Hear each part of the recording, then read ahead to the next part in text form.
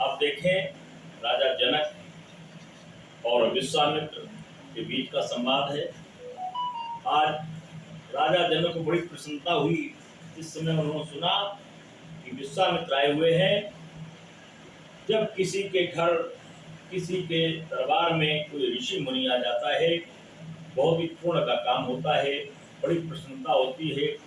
न जाने कितने जन्मों जन्मों से पास समाप्त हो जाते हैं, भाग्योदय होता है। और संत को मिलने के लिए पता लगे कोई संत आया हुआ है, उस संत से मिलने के लिए जब कोई चलता है तो शास्त्र वेद कहते हैं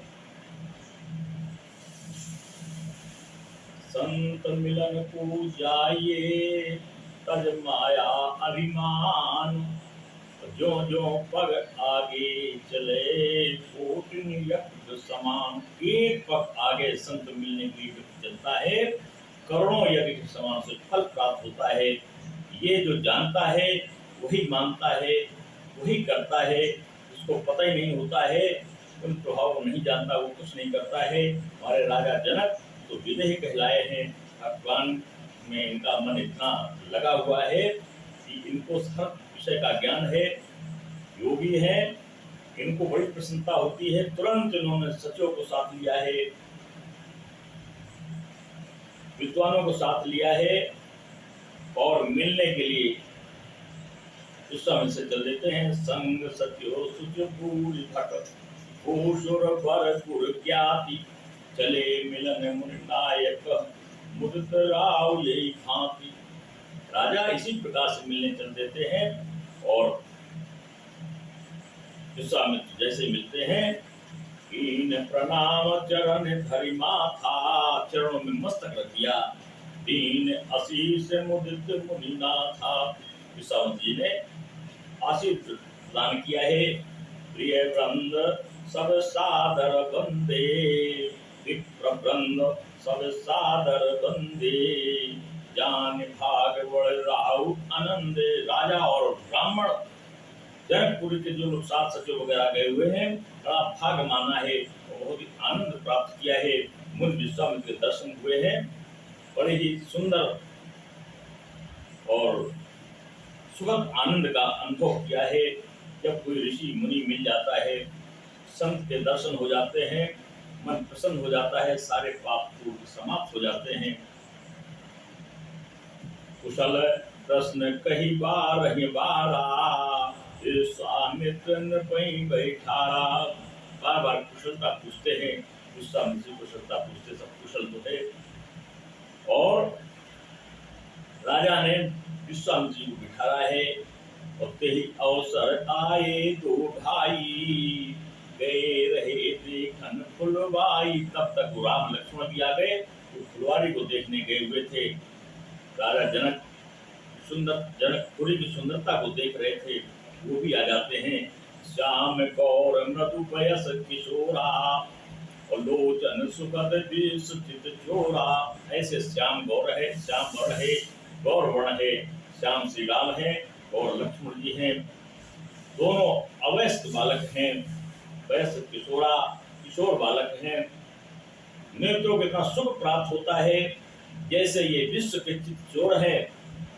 सुखद विश्व चित चोरा, विश्व संपूर्ण विश्व में चित्त को चुराने वाला इनसे ज्यादा कोई और नहीं है। ऐसे भगवान राम लक्ष्मण को देख करके आज जनक जी प्रसन्न हो जाते हैं, नैन थक जाते हैं, देखते रह जाते हैं। उठे सकल जब रघुपति आए, विश्वामित्र निकट बैठाए।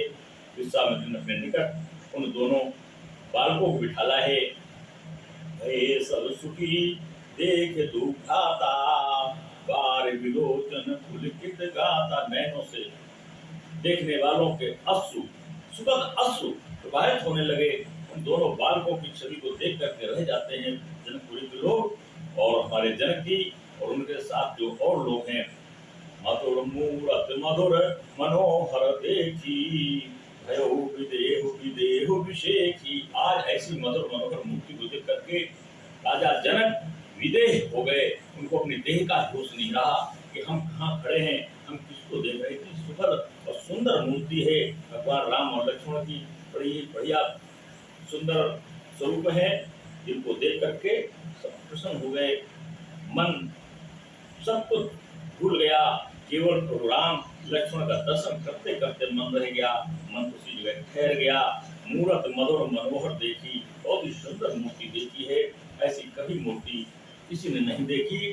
भयो विदेह विदेह विशेषी विशेष प्रकार से आज विदेह विदेह हो जाते, उनको अपने देह का होश नहीं रहता, मैं कहाँ खड़ा हूँ, क्या कर रहा हूँ। प्रेम मगन मनु जान नभो कर विवेक उधर धीरो, ओयो मुनि पद नाय सिर गद गद गिरा गंभीर।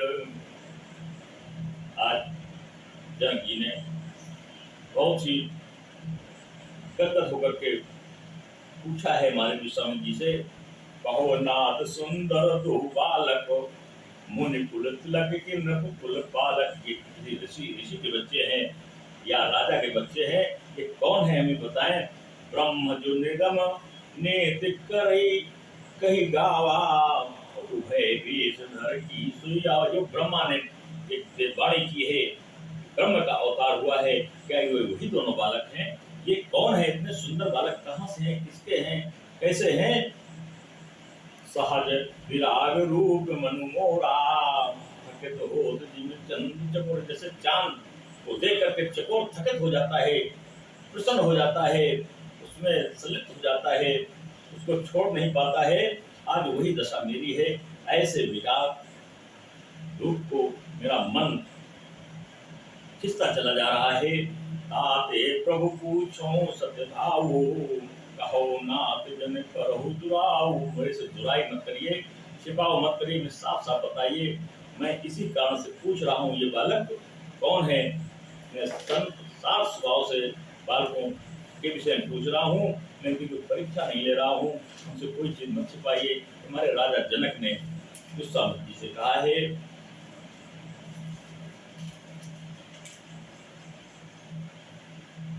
इन्हीं विलोकते अति अनुरागा, बरकस ब्रह्म सुख ही मन त्यागा।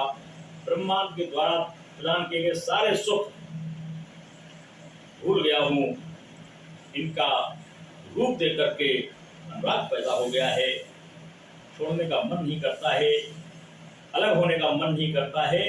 कहे मुनि बिहस कहो नपनी का, वचन तुम्हारा न होए अली का।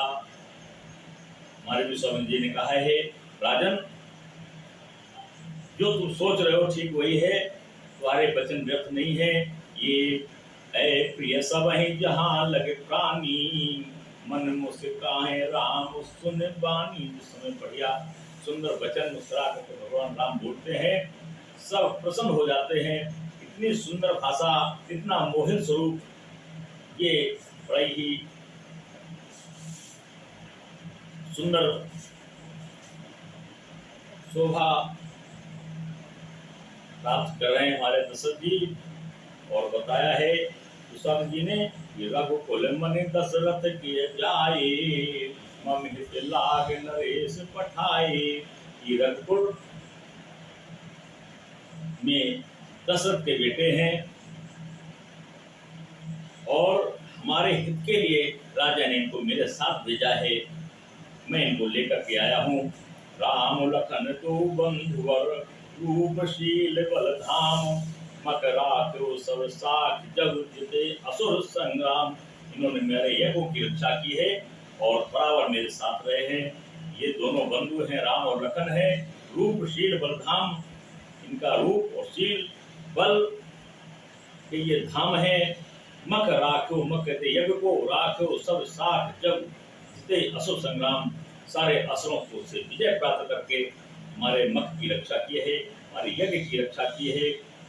समय अपनी गति पर हम लोगों का एक घड़ी का सत्संग हो चुका। अगले रविवार को फिर प्रोग्राम के चरित्र आगे सुनेंगे। आज यहाँ दशरथ के बेटों का